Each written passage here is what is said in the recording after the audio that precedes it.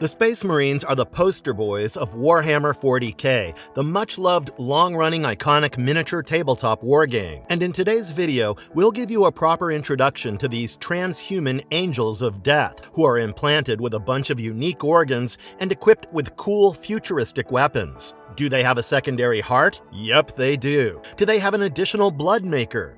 Yes, that's correct. Do they eat flesh to gain knowledge? Hell yes. Do they reproduce via gene seeds? That's true, people. If these traits sound bizarrely intriguing to you, then let's explore some physiological facts about these armor-clad, acid-splitting death machines, aka the Space Marines. So, let's get started. But before we go into our explanation, we have a very small request. If you like our content, please support us by subscribing to our channel. This is a small click for you, but for us, it means a lot. Thank you. Let's begin.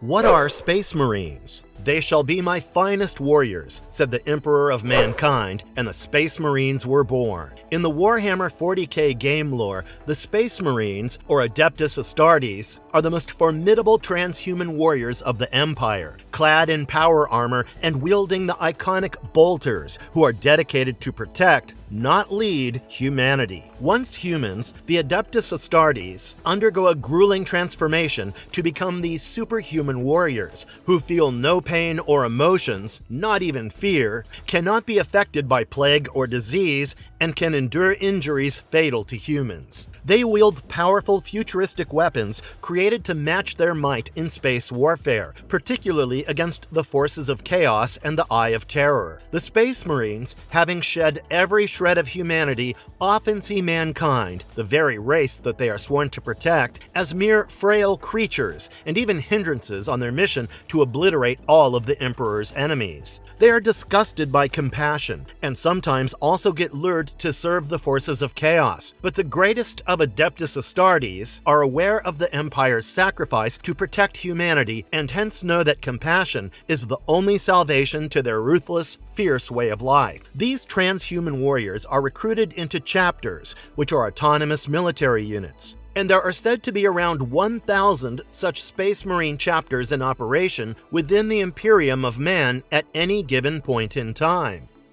I accept these burdens as the Imperium bleeds.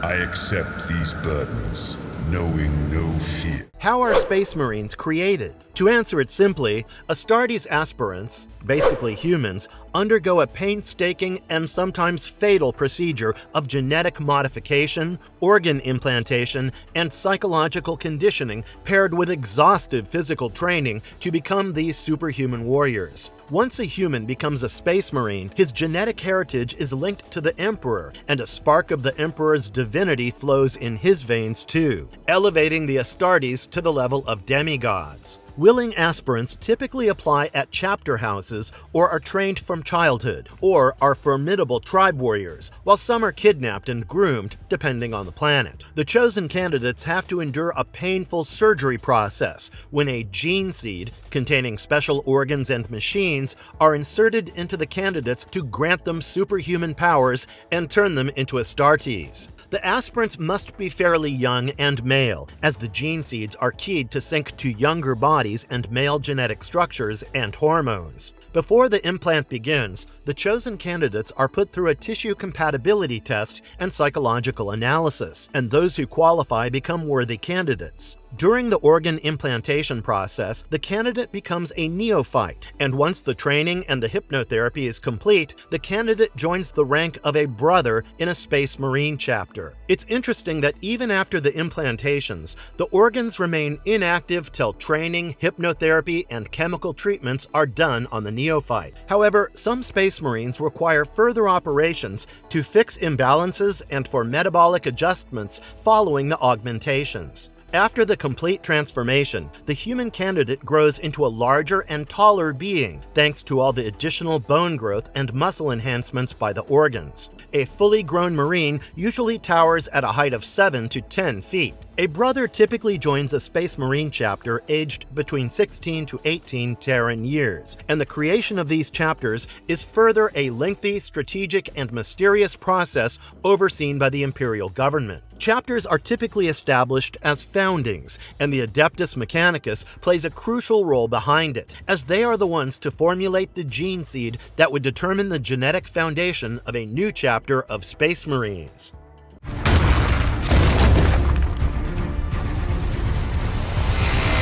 What is gene seed? The gene seed is a genetic material composed of cells that determines a Space Marine's genetic composition after he is transformed into one. Think of the gene seed as a package of genetically engineered viral machines which develop into various organs, such as the iron heart and the blood maker and the neutralizer and the remembrancer, that are implanted into a willing candidate. Thus, the gene seed decides a Space Marine's unique biology and superhuman powers, traits which run down through generations within a chapter, bearing the genetic heritage of their forefather Primarch. So basically, gene seed are to the Astartes what sperm and eggs are to humans. Hence, the Imperium is obsessed with preserving the gene seeds, because the obliteration of a gene seed would mean the obliteration of an entire chapter of Space Marines, and the Imperium cannot afford to lose entire fleets like that. No wonder the chapters have Space Marine medic units called the Apothecary, to extract and preserve the gene seed from fallen Marines. The process of gene seed preservation is also pretty interesting. It begins with implanting 2 Astartes progenoid glands into a carefully selected male candidate's neck and chest areas. These glands gather genetic information and generate zygotes, or the gene seeds, which are further used to create a multitude of complicated organs for a future chapter of Space Marines. This progenoid gland gene seed is harvested twice. The matured neck progenoid can be removed after 5 years, and the chest progenoid can remain for as long as a decade and will only be removed if a chapter is in dire need. Otherwise, it's safely protected by its own shell within the Astartes' body and the hardened rib cage beneath the ancient armor. Once the Marine is killed, it is removed by an apothecary so that it can be used again to create another generation of Marines. Exploring the unique organs of Space Marine. Interestingly, 19 kinds of gene seeds generate 19 unique organs within the candidates during their transformation from neophytes into these genetically enhanced Astartes super soldiers to help them endure and excel in brutal galactic warfare. The first and hardest to implant is the maintainer. This secondary heart boosts blood flow, delivering extra oxygen and nutrients to muscles. It helps keep wounded Space Marines alive long enough for medical help. The next is osmodula, or iron heart, located near the pituitary gland. This organ secretes hormones that stimulate growth and fuse the ribcage into a nearly bulletproof internal plate. Then there's Biscopeia, or the forge of strength. This organ increases muscle growth exponentially, thus granting the Space Marines their monstrous strength. Next is Hemastamen, or the blood maker, which changes the composition of blood, enabling it to carry more oxygen and turning it into a strikingly brighter shade of red. Lariman's organ, or the healer, does what the name suggests. This small organ forms clots and generates scar tissues almost instantly to rapidly heal wounds. Catalapsian node, or the unsleeping implant, subdues the requirement for sleep, but prolonged use of this organ often leads to psychosis in the Marines. A pre-stomach organ, the preomner or neutralizer, destroys the harmful effects of toxins, enabling the Space Marines to consume poisonous or indigestible materials if required. Omophagia, or the remembrancer, is connected to the nervous system, which lets Marines absorb memories and knowledge by consuming the flesh of others. Multi-lung, or the imbiber, is a third lung that helps in low oxygen environments, filtering out toxins and poisonous gases. Oculobe, or Eye of Vengeance, improves visual acuity and grants night vision, while Lyman's Ear of the Sentinel enhances hearing and balance, making Space Marines immune to dizziness and motion sickness. Susan Membrane, or the Hibernator, allows Marines to enter hibernation for extended periods, helping them survive mortal injuries or trauma. Melanochrome, or the Skin Shield, maintains skin pigmentation and protects the Marines against dangerous radiation exposure and extreme environments. while mucranoid, or the weaver, produces a waxy substance that seals the skin, protecting Marines from harsh environments or the vacuum of space. The Marines are also implanted with an emergency detox organ, the oolitic kidney, or the purifier, which quickly neutralizes sudden poison or toxin exposure. Neuroglottis, or the devourer, enhances taste and scent detection, allowing Space Marines to test for toxins or track prey. Becher's gland, or the poison bite organ, allows Marines to spit corrosive acid that can melt through metal or incapacitate enemies. Then there's black carapace, or the interface, implanted under the skin, which enables Space Marines to directly interface with their power armor, turning them into living war machines. The list also includes the progenoid gland, or the gene seed, which are of course crucial for producing new Space Marines, as it stores and replicates the genetic material needed for future generations.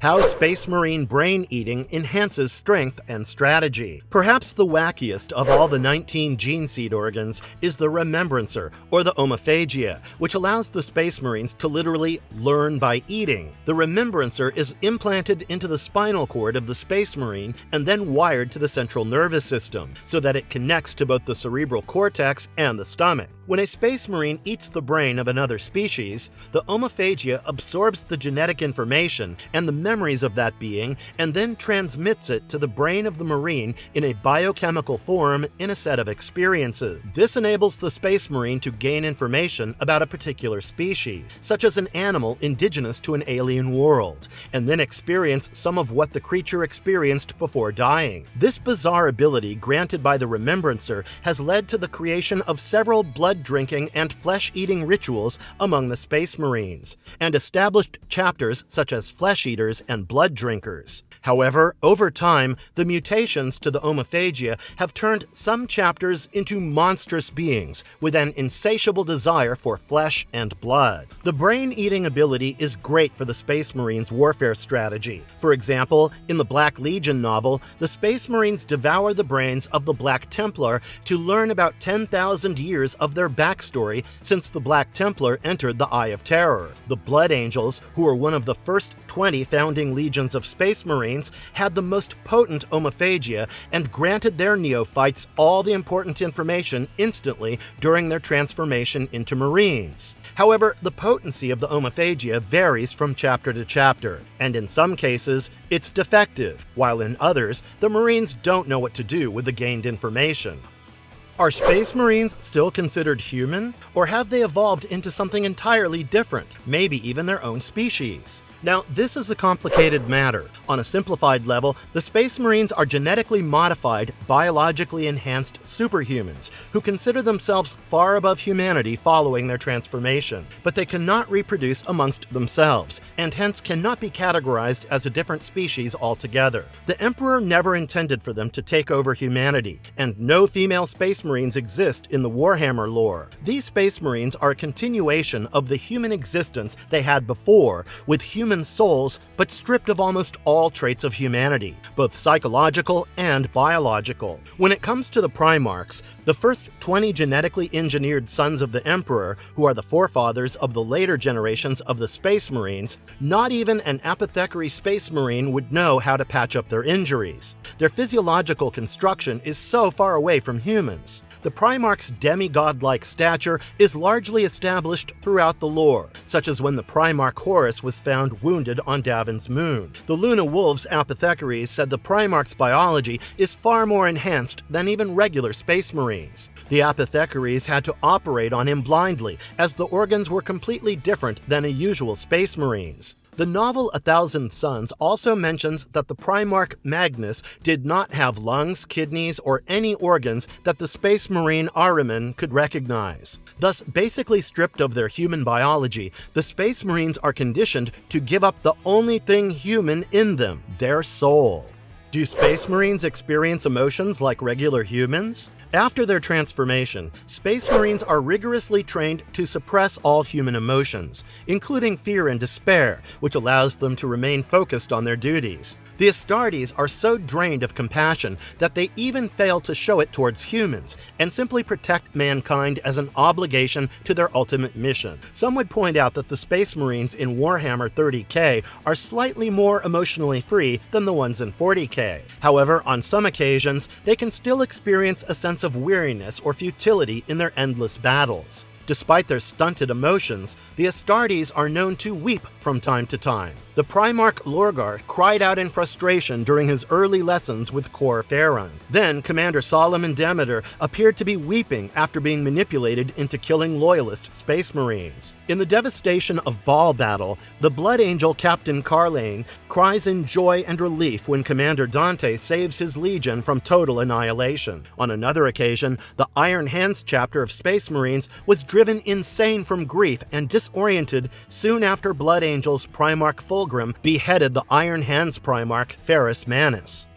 What is the lifespan of a Space Marine? The Astartes can live on for several centuries, some really notable ones clocking several thousand years, such as Trajan, who has lived on for many millennia. These extended lifespans are made possible by their advanced physiology, which includes organs like succian membrane, which allows them to enter suspended animation, and hemastamen, which enhances blood protection. However, despite their long lifespans, Space Marines are constantly engaged in combat, meaning that many die in battle long before reaching old age. Typically, the Space Marines can survive as warriors for years between 30 and 300 years, after which the warrior Astartes are inducted into the command echelons, and their life expectancy increases then on. That is, after maturing, they sort of cease aging. The Space Marines can survive for millennia if trapped in a different dimension or the warp. For example, a bunch of Grey Knights Marines survived for thousands of years while stuck in the warp, aged within seconds, and turned to dust when freed. That's how the Chaos Space Marines have also survived the age of the Horus Heresy, thriving inside the warp, the Eye of Terror. Having said that, the Astartes are practically required to live for just 10 years, within which they are harvested twice, once at 5 years and again at 10. After 10 years of service to the Imperial Army, they can be allowed to die with honor. What is your craft? My craft is death. What is your pledge? My pledge is eternal service. The mindset and psychology of Space Marines. The Astartes are psychologically groomed to be the ultimate soldiers with no room for fear, fierce loyalty to their chapter and the Emperor, and obsessive dedication to their mission. And one might say that their conditioning has overall turned them into somewhat psychopaths, because they have enhanced intelligence and cognitive function without any sense of fear. While this is common in all Space Marines, outside of their conditioning, their mindset varies from chapter to chapter, based on the rituals and the procedures of the chapter. The Space Wolf Marines are a rebellious kind compared to the strict and disciplined Ultramarines, and the ruthlessness of the Black Templars is in sharp contrast to the protective nature of the Salamanders. But overall, their combat training is so rigorous and thorough that violence translates into their second nature, giving them a cold, calculated mindset. While their psychological resilience helps them endure prolonged trauma, it also detaches them from humans and gives them an alien outlook. They perceive themselves as a combination of transhuman body and mind, purged of all things mortal.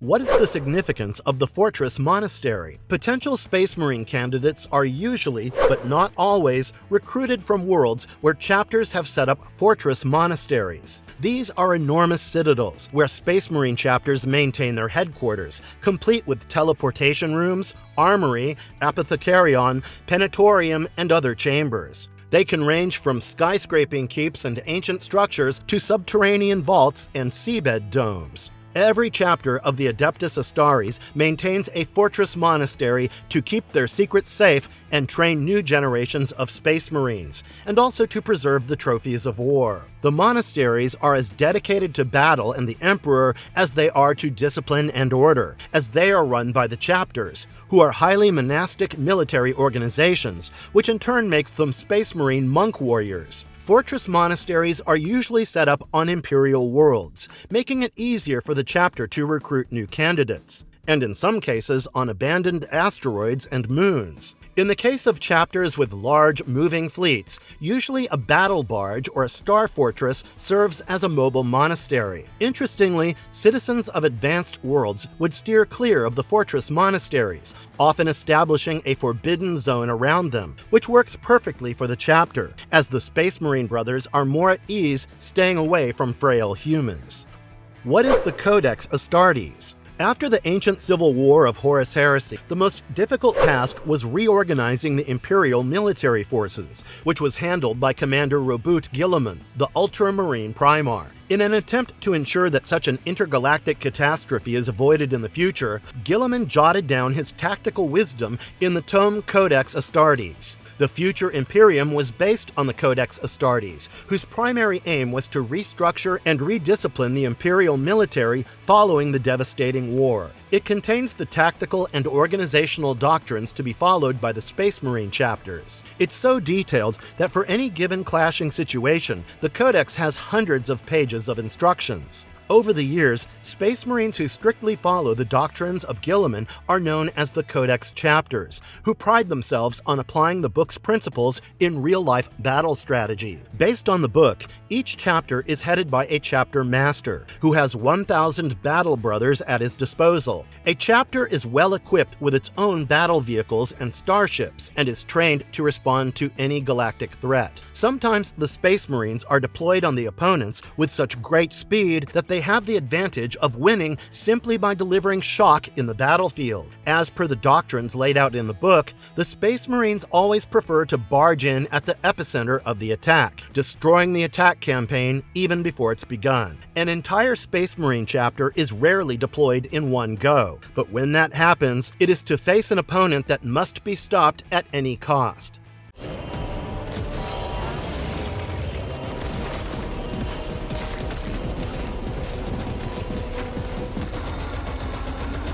What types of weapons do Space Marines use? Let's begin by saying that even without weapons, the Space Marines are expert martial arts combatants with excellent reflexes. But as futuristic space warriors, they do have an impressive arsenal of weaponry, ranging from orbital bombardment devices and flamethrowers to their signature firearms, the bolters and plasma guns. The bolters are chunky, fully automatic machine guns that fire 75 caliber explosive-tipped rounds and are equivalent to a rocket launcher. These bolts penetrate the opponent before detonating, delivering a deadly fate. And there are more menacing variations of the bolter, such as the storm bolter and the heavy bolter. Some of their special weapons include Melt-A-Gun, which is perfect for armored enemies, and the Melt-A-Gun disintegrates armor with a concentrated beam of heat. The Flamer is the perfect weapon against fleets of enemies, as it spews a torrent of burning promethium, burning down the opponents in seconds. Then there are the highly destructive plasma guns that fire superheated plasma that melts through armor and flesh alike. The Lost Cannon is a powerful anti-tank weapon which fires a focused laser beam capable of piercing through enemy tank fleets. The Marines also deploy additional missile launchers to engage enemy vehicles and infantry. The Space Marines love close-range combat, and hence wield a wide range of melee weapons for when things get up close and personal. At the top of the list is the Power Sword, which is laced with a disruptive energy field that allows it to cut through almost any material. For more intense hand-to-hand combat, the Chain Sword is a favorite of the Space Marines. This chain blade practically tears through anything and everything. The Terminator Space Marines wield the massive Thunder Hammer, whose blows are so powerful that they can crush tanks, with an energy field amplifying each strike. Another devastating melee weapon is the Power Fist, which enables its wielder to crush through anything from walls to enemy armor with extreme force. The most visually prominent feature of the Space Marines is their power armor, which is a blend of technologies dating back to ancient Warhammer lore. The Space Marines' regular power armor is capable of enduring insane amounts of damage. And even then, some members of the chapter don a heavier Terminator armor. A combination of ancient armor, potent weapons, rigorous training, and ruthless conditioning is what makes the Space Marines truly invincible. No wonder they're known as Angels of Death. Is there any female Space Marine? Nope, female Space Marines do not exist in Warhammer 40k lore. Every single Space Marine within the Imperium is male. This is primarily because the gene seed that initiates the transformation process of human candidates into Space Marines originated from male Primarchs and is designed to sync with male DNA structures. The gene seeds originally come from the Emperor himself, a man, and react poorly to female biology. As the Emperor tried this process and encountered chemical imbalances, organ rejections, and a horrific death in the female candidate. This is the in-game explanation of the absence of female Space Marines. Another real-world explanation could be that the creators of Warhammer Games Workshop introduced a few female Space Marine models back in the day, and as per an alumnus, the female models did not really sell well. They were later renamed and discontinued. Interestingly, female Space Marines did exist decades ago and can be found in the Warhammer magazine White Dwarf 99's March 1988 issue. Currently, several female warrior factions exist in Warhammer 40k, such as the Sisters of Silence and the Sisters of Battle. Are Space Marines capable of reproduction? The progenoid glands are the only mode of reproduction for the Space Marines, making them only capable of asexual reproduction. These glands collect, gestate, and preserve the gene seeds from a Marine's body. The reproductive progenoid glands are implanted into the neck and the chest of a Marine. These glands react to the presence of other gene seed implant organs in the Space Marine's body and generate germ cells with a genetic coding identical to the rest of the organs, a process which is similar to cellular mitosis. These germ cells eventually grow in the progenoid glands, much like eggs in the ovary of a female and sperm cells in the reproductive organs of a male. The neck progenoid gland can be removed from a Space Marine after 5 years, and the chest progenoid gland can be removed after 10 years. Following this, the apothecaries carefully gestate these germ cells into the 19 unique organs, including another set of progenoid glands to create a brand new Space Marine with the same DNA traits. Through this process, the genetic traits of the Primarch of a particular legion are passed down through generations of Marines. Hence, the Space Marine chapter regards gene seed preservation as a matter of utmost importance, because if the gene seed dies, an entire chapter perishes. If you're wondering whether Space Marines are sterile or if they can actually copulate but are conditioned not to, then let's explore a few theories. We know that mutations to the gene seed organs sometimes lead to unconventional results, and some well-researched fans have pointed out that the males who were transformed into the White Scars Space Marines retained their fertility even after the transformation. In fact, any chapter with Jagdai Khan's gene seed are the only Astartes capable of procreating children, but not that they are known to do so. Other than this, it's believed that the Space Marines are seemingly turned sterile when they go through the stressful transformation process. Some sources also state that they are chemically castrated and depleted of sexual urges through rigorous conditioning. Though it's never been officially stated, there are indeed no instances of Space Marines procreating children or showing lustful interests. What is the recruitment process for Space Marines? There are 3 primary criteria for the Space Marine recruitment process. First, the candidates must preferably be adolescents for the transplants to work with their natural growth hormones. Second, there must be immunogenetic compatibility between the recruit and the implants, otherwise the candidate will not survive the process. And third, the candidate must be from a pure genetic lineage without any corruption by the ruinous powers of chaos. If these conditions are met, then the aspirants have to go through various trials unique to the chapters, as part of the recruitment procedures, to determine whether they are worthy of becoming full-fledged battle brothers. The Blood Duel trial, in which aspirants are expected to turn the opponents into a bloody mess, is favored by chapters such as the Blood Angels, the Imperial Fists, the Space Wolves, the Storm Wardens, and the Dark Angels. The Blood Duel typically takes place in rounds, until the number gets smaller and smaller. Another recruitment method is Hunting the Hunter trial, which mostly takes place in feral worlds, where the environment is riddled with predators such as orcs and Drakari. The Space Wolves require their aspirants to hunt down a fierce Fenrisian wolf, while the Dark Angels demand that the aspirants kill beasts mutated by the power of chaos. The Space Wolves and Dark Angels also adopt the survival of the fittest trial strategy, where they secretly observe worlds that are in a constant state of war, to ensure that the warfare produces brutally seasoned candidates. The Ultramarines chapter extensively uses the exposure trial for the selection procedure, where aspirants have to survive in extremely hostile and severe environments to prove their mettle. The environments can be anything from arid deserts and sub-zero worlds to methane hubs and hydrocarbon oceans. Some chapters test the candidates on their psychological prowess, known as knowledge of self trial, and subject them to drug-induced torment, visual terror, and unbearable pain. The pain gloves of the Imperial Fists is an infamous example, which leaves no marks but torments the nervous system. The Black Templars use this method too, requiring the aspirants to fast for days. The challenge trial is also frequently used by the Storm Wardens, the Ultramarines, the Imperial Fists, and the Iron Snakes, which requires an aspirant to go up against a seasoned Space Marine. An aspirant is of course not expected to win against an Astartes, in which case his success is measured by the degree of failure. After passing the trials, an aspirant becomes a neophyte, who must then undergo physiological tests to become worthy of the implants, and then only is he implanted with the gene seed organs to completely transform into a Space Marine.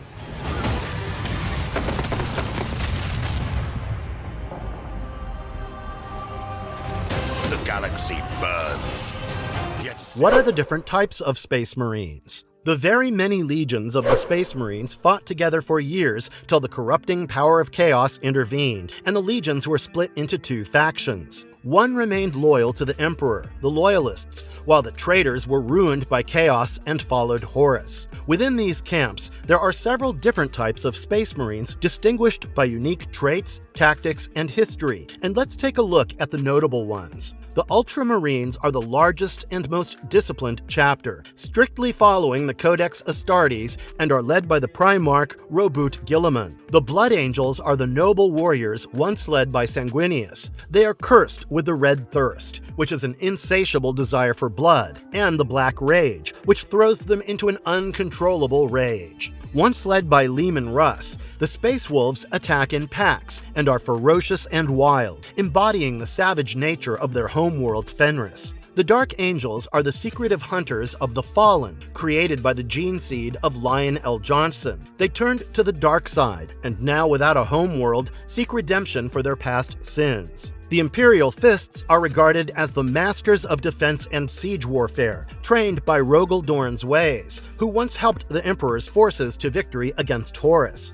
Next up, we have the Iron Hands. Originating from the Primarch Ferrus Manus, these cybernetically enhanced Marines believe in the superiority of machine over flesh. Next, we have the Salamanders, who are as fierce warriors as they are compassionate and resilient. The Salamanders, who are led by the Primarch Vulcan, prioritize defending civilians over killing enemies, making them the good guys of the Space Marines. Once led by Jagatai Khan, the White Scars are great with their speedy tactics, all thanks to their mastery of bikes and troop transports. They rush into enemy lines and destroy the opponents with lightning speed. The Black Templars Space Marines comprise the largest chapter, known for their undying loyalty to the Imperium and producing the best melee combatant Marines. They are the most deviated from the Codex Astartes, and are estimated to be well over 10,000 in numbers. Once guided by Corvus Corax, the Raven Guard are considered specialists in stealth, who stalk the enemies of the Imperium from the shadows,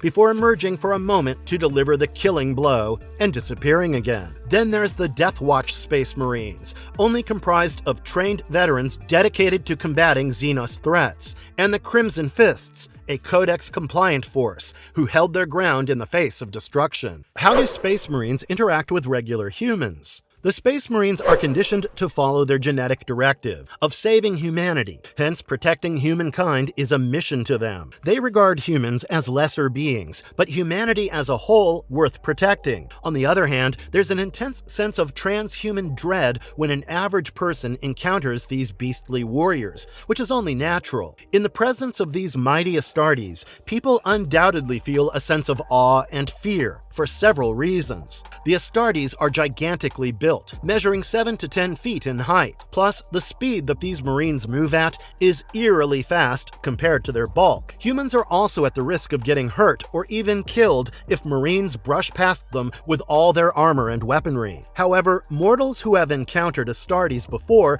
eventually grow familiar in their presence. In the Cadian Blood novel, the General Militant is fearful around the Raven Guard Space Marines, but the Cadian Colonel, who fought alongside the Raven Guards earlier, seems at ease. Many primitive tribes and cultures worship the Space Marines as demigods and regard them as angels of the Emperor, created in flesh and blood. They talk of the giant sky gods and their sacred mountain, that is the Fortress Monasteries, warning their children to steer clear of their shadows. Even advanced civilizations prefer to maintain a good distance from the fortress monasteries of the chapters. What is the role of the Tech Marine? As the name suggests, a Tech Marine comes with advanced technological expertise and training to build, maintain, and repair weapons and vehicles of their chapter. Tech Marines, too, are formidable fighters, who are also technicians and mechanics, much like the engineers of the Imperial Guard. In addition to being engineers, young Tech Marines also pilot Space Marine tanks, aircraft, and gunships, and can be identified by the Machina Opus honor badge on their armor. On the battlefield, a Tech Marine's primary role is to make quick repairs of damaged equipment, so that it may return to the fight. They make tactical and extensive mechanical engineering in the battlefield to blast out the opponents and facilitate their own chapter. Merrick Grimeldus of the Black Templar Space Marines chapter used his Tech Marine to retrieve a crucial weapon from a Mechanicus vault. To make the repairs, each Tech Marine carries a wide collection of highly specialized tools, sometimes mounted on a robotic servo arm or mechadendrites for smooth operations. The Tech Marines are selected by their own chapters and sent to Mars for training for over 30 years. Once they join the battlefield, they wear servo harnesses with a plethora of weapons, but typically wield the Omniscient Power Axe. How frequently do Space Marines fail in battle? The Astartes may be almost invincible demigods, but the galactic world of Warhammer is filled with cosmic horrors and ungodly villains, which require the Marines to frequently engage in war. And when called, they would usually go to fight the toughest of battles, and hence their deaths are clustered around a bunch of several catastrophic battles. For example, the Horus Heresy recorded a horrifying Marine casualty. But when the Space Marines engage in less trivial galactic matters, such as putting down rebellions, tackling rogue governors, or even dealing with isolated threats, they always have technological and tactical advantage over these opponents. When it comes to bigger clashes, baddies like Orc Warlords, Chaos Space Marines, and Aspect Warriors can turn the Marines into dead meat. So basically, the answer is Space Marines do not die as often, but they die in numbers when they do, ranging from dozens to hundreds, even if they win as a chapter. And these casualties reduce their numbers significantly enough so as to keep the chapters constantly recruiting and training neophytes. Are they immortal? The Astartes are not immortal, as they can die of old age, though mostly they breathe their last in battles. As they are genetically enhanced, almost indestructible, and immune to severe wounds and injuries, the Space Marines are extremely durable and rather difficult to kill. They are even immune to poisons, can survive the vacuum of space for prolonged periods, and their unique organs keep reinvigorating their bodies, greatly slowing down their aging process. But still made of flesh and blood, the Marines do die from excessive damage and eventual aging. The Iron Warrior Space Marines once fought an intelligent alien race, the Hrud, who could manipulate time and use that as a weapon. When they attacked the Astartes with time control, the Marines began degrading and eventually died of old age. Thus, the Astartes can live for extraordinarily long years, as we discussed before, making them near immortals. But they do succumb to age. It just takes a rather long time. Marvelous verdict. The Space Marines, or the Adeptus Astartes, are undoubtedly the most popular element of Warhammer. And the best part about these transhuman warriors is that, despite their rich history and lore, there's a sense of mystery surrounding these war machines, who were once human. But why don't you tell us about your favorite Space Marine faction? Would you like us to explore more Warhammer elements in future videos? Please type away your views in the comments section below. Thanks for watching, and if you liked our video, stay tuned for more marvelous content. See you super soon. And if you liked our content, don't forget to leave a like and subscribe to us if you haven't already. Have a good one and be safe. Thanks, everyone.